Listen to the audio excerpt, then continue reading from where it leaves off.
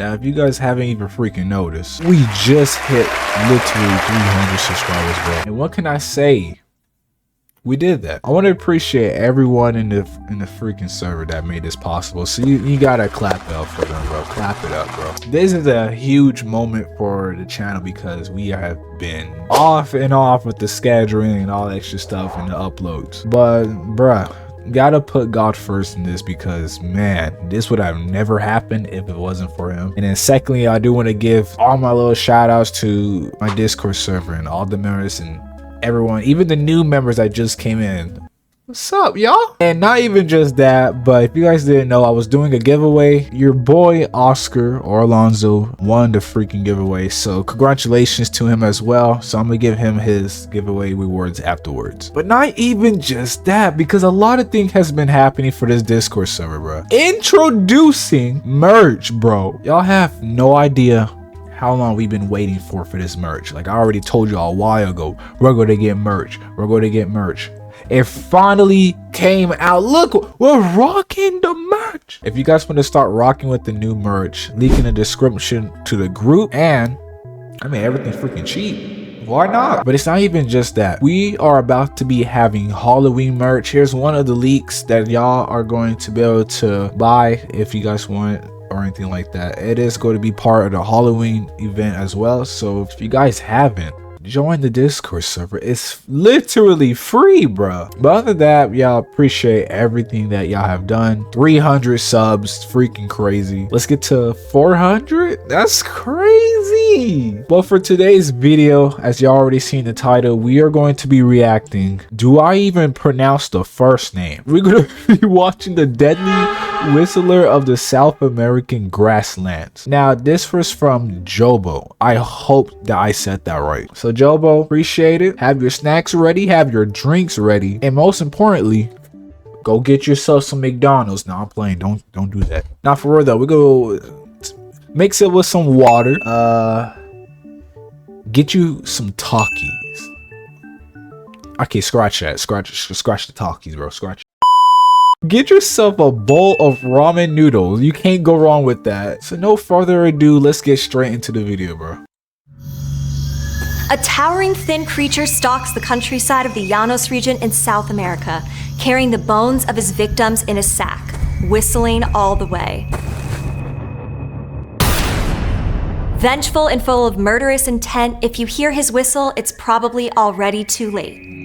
This terror of the plain is El Silbon, or the Whistler, and just wait until you hear why this one-time human became the monster he is now. I'm Dr. Emily Zarka, and this is Monstrum. If you I ain't never seen anything like this. Like, what is this? are unfortunate enough to see El Silbon, you'll be looking at an emaciated figure more than 3 meters tall, with elongated limbs and with an old sack slung over his back. Bruh. Also known as El Sin Fin, the Endless, he's a malevolent ghost with a very real physical presence, the result of being cursed by his grandfather for killing his own father. He roams the plains of the Los Llanos region, a large area of tropical grasslands bordered by the Andes in the north and west and the Amazon rainforest in the south. Knowing that El Silbon is so connected to that landscape, I wanted to learn more about this South American boogeyman from someone who had actually been to the land he haunts. So I contacted Argentinian film director and monster enthusiast Juan Fernandez Gebauer, who worked on Phantasmagorias, a beautifully and eerily illustrated series about the myths and legends of Latin America. Hi. Hold up. Is this real? I swear this is like another real story, bro. It's like, how does this exist? Hi, thank you so much for taking the time to speak with me, Juan. Hello, Doc. It's a pleasure to be in your show. I really like the concept. Thank you. So what do you know about this monster? I know you spent some time traveling in Colombia. El Silbon is a kind of ghost or specter from the area, and he's the soul in pain of a young man who murdered his father. Cursed by this action, he wanders the plains, carrying his father's bones in a sack. What the heck? Throwing these gloomy whistles into the air, which is where his name comes from. There is a phrase I like a lot that is, each era vomits the monsters it needs. Since that first time, I heard the legend of the Silbon many more times, and each narrator adapts it a little bit to what they need. They are those who say that it was rude, spoiled boy. He's supposed to have killed his father because he wanted to eat deer, but his father wasn't able to hunt it, so the boy killed him. The version I heard says that the father has discovered the boy with a woman the family didn't like, a prostitute. Very angry, the father killed her. The son, who was madly in love, killed his father in revenge. Oh my god. So the reasons why El Silbon is reported to have killed his father vary, to benefit the period and the storyteller. I've also read versions where El Silbon's father seduced or assaulted his daughter-in-law, triggering his son's homicidal rage. And in other stories, the young man's father murdered his wife not because she was a prostitute, but because she was rumored to be promiscuous. Regardless of why the young man killed his father, all of the stories end one way. Everyone they all died. After seeing the killing, the grandfather of the boy cursed him forever, and he tortured him with a whip and then cleaned his wounds with aguardiente. Then he released him to hungry rabid dogs. What the heck? Silbon has been roaming the roads and carrying his father's remains in this sack and murdering drunk people, partygoers, womanizers, and whistling always his melody. You lost me when you said that the man went on a massacre of killing his father, hit the girl, who else is next? And then not even just that, but the freaking grandfather decided to curse the boy as if that was going to fix it. My question is, who family is this, bro? This can't be real. And if that's even a case, bro, where the police at? Where the sheriff's at? What time was this? Could be old. I ain't gonna lie. El Silbon doesn't just wander around aimlessly. He hunts for womanizers and cheaters, perhaps because of the role his murderous father and the woman he loved played in his fate. Maybe he's a good guy. Hold up. Which might be because of the alcohol his grandfather drenched his wounds with before his death. Oh, he died too. No one is safe. The occasional innocent victim may fall into his path. You won't always hear the rattling of his victim's bones from his sack as he approaches, but you'll always hear the rise and fall of his haunting whistle. In this Venezuelan story, we learn just how cruel El Silbon can be. What the? It's he's killing the cheaters and all that extra stuff. One night, a rancher was hosting a party. A man planned on going, but his friends warned him it was dangerous to walk through the plains alone on a dark night like this one.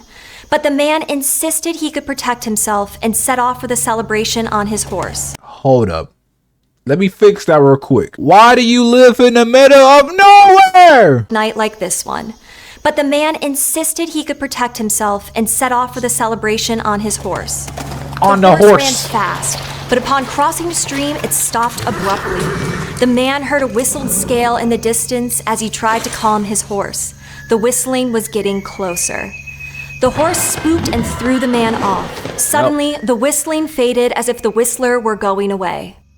But when the man turned, he saw a figure with painfully thin, elongated limbs, so tall he could not see its face. The figure hit the man with a stick, and even with his machete, the man could not reach the creature to defend himself. The monster beat the man to the ground and walked away laughing. The man managed to find his horse and endured a painful ride to the party. Those celebrating asked what had happened, and when he told them, they all crossed themselves. The owner of the ranch told him he had come upon El Silbon, and he was a lucky one. Most of El Silbon's victims do not survive. El Silbon clearly likes to toy with his prey. There's that unusual and creepy characteristic of his whistle. When you hear it close by, that's a sign you are actually safe. The further away the whistle sounds, the closer to you El Silbon really is. He is particularly violent with drunks, sucking out the alcohol from a hole in their stomachs before removing their bones from the same opening he drank from. And taking the bones is the worst part. Without them, his victims cannot rest peacefully in death, as they have become part of El Silbon's doomed existence.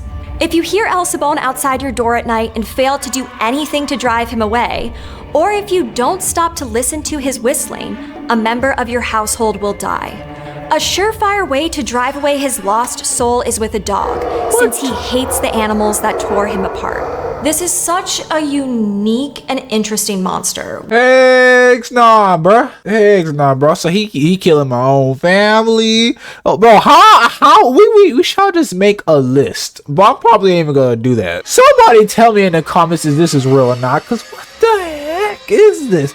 I know they told us the location and everything else, but I'm speechless. I'm telling you, if this was me, this will be a different story, but I can only speak for myself. Look, if you ever live in that location, maybe you find some amigos, right? Find some amigos. Plan all this in the daytime, right? And execute by leaving the area by dawn, because bro, ain't nobody gonna be living in that area. Possibly do you think could have inspired it? What I found out with elderly people from the area is that the legend of Silbon is probably based in a person called Joaquin Flores, who probably committed a crime similar to this one around 1850. And since an event of this nature is rare, the people took moral advantage of the murder, and this story echoed so that similar events wouldn't happen again. Originally, the land of the Llanos was populated by nomadic indigenous groups like the Guahibo. By the 19th century, when tales of El Silbon took root, many of the land's occupants were cattle ranchers. Livestock was introduced to the Llanos region by the Spanish colonizers in 1548, and the cattle population rose to an estimated 4.5 million by the beginning of the 19th century. This likely explains El Silbon's distinctive hat, the style commonly worn by ranchers of the region. As the cattle population boomed, tensions rose against the Spanish occupiers in the Llanos region and surrounding areas. The Llaneros, a name that appears during this century to refer to all people who worked the ranches, joined the revolutionary forces of Simón Bolívar in 1818. As skilled horsemen and fighters, they helped deal the crucial blow to the Spanish crown in the Battle of Boyaca. Following the deaths in the Venezuelan War of Independence and the continued wartime devastation to crops and livestock, by 1823 only 256,000 cattle remained. So monumental— Look, I know you guys are giving a whole, speech and the layout and everything else about, the important details of what happened during that period, or in all this similarity of somebody else's life. PBS, kids be watching this, right? I don't think they need to be seeing the men on the floor with all the blood and stuff. But that's just me, though. Changes occurred when the Spanish introduced cattle to the Llanos, and when the ranchers of those cattle contributed to the independence of the area from Spanish rule. This complex history is reflected in the appearance of the region's most famous monster, El Silbon. And the legend and impact continues. Since 1974, an annual Venezuelan music festival celebrates El Silbon and Llanero folklore. He has a statue in a Venezuelan theme park, his own horror movies, and was even referenced in a 2003 speech by former Venezuelan President Hugo Chavez. El Silbon has left his impact on popular culture, but that doesn't mean this monster has lost his influence in the Llanos. Even young people who sometimes laugh about it or make jokes about the appearance of El Silbon, when you ask them seriously, they say they fear him, that they can hear his whistle at night in the town.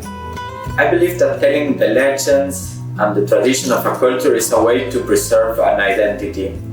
I think it's important to understand what scares us, what it's in the shadow, what it's hidden. Today, the myth of El Silbon is an active part of the folklore of the Llanos, continuing a tradition hundreds of years old. Holy. You can't. What? No. So this is real? Oh my gosh. Why does everything... the more you know, okay?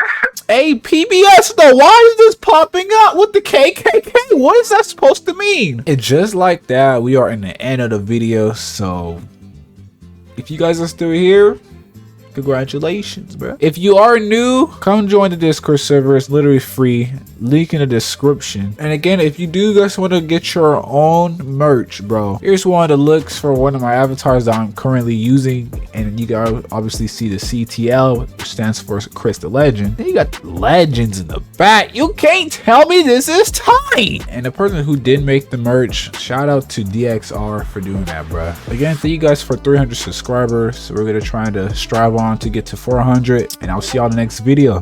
God bless my brothers and sisters. See y'all in the next video. Peace.